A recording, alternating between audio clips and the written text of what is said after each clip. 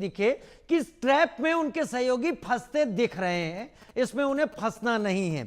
लेकिन पीयूष जी, मान लीजिए कोई आदमी अपनी किसी सोच को, कोई भी आदमी, मैं राज ठाकरे उद्धव ठाकरे को अलग रखता हूं, दोनों बड़े नेता हैं, उद्धव तो पूर्व मुख्यमंत्री भी हैं, अगर कोई आदमी अपनी किसी सोच को ना मानने पर किसी भी फला को कहता है इसके कान के नीचे ले जाके एक थप्पड़ मार दो, अगर ऐसा वो नहीं कह सकता है और ये अपराध के दायरे में आता है, तो राज कैसे कह सकते हैं? उनके तो इतने फॉलोअर हैं, इतने नेता हैं। इन दोनों चीजों को क्लब करके समझाएं।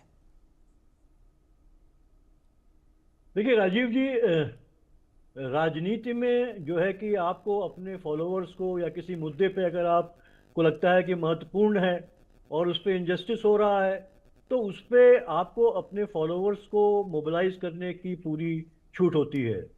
लेकिन ये कतई नहीं होता है कि आप एक हिंसक भाषा में बात करें। और मुझे लगता है कि बड़ा ताज्जुब होता है कि जो है कि जो क्या नाम उद्धव ठाकरे, राज ठाकरे तो शुरू से ही जो है इस तरह की गुंडागर्दी के लिए जाने जाते हैं महाराष्ट्र की राजनीति में।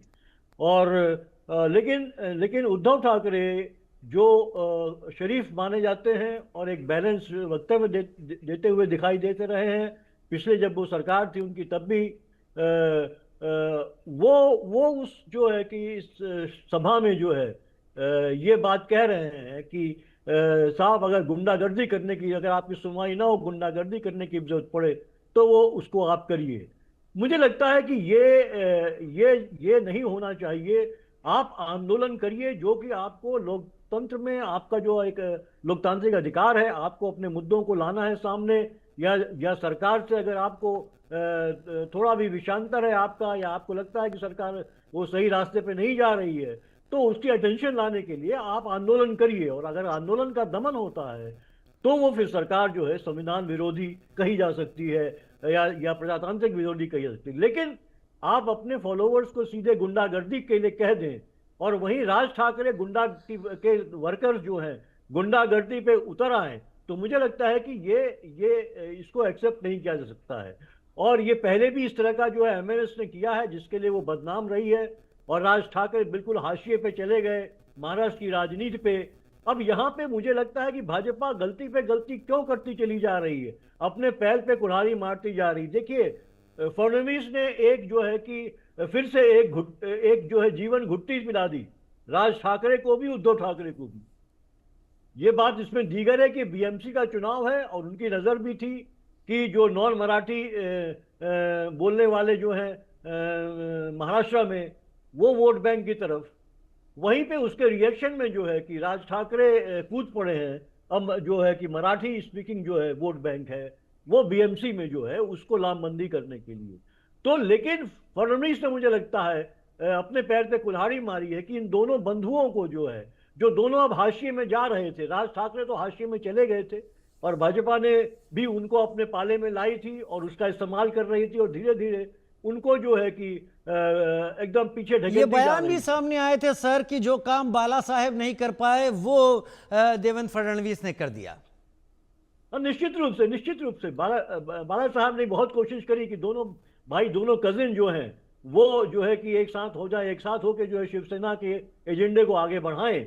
वो नहीं हो पाया था, लेकिन ये निश्चित रूप से फडणवीस ने कर दिया।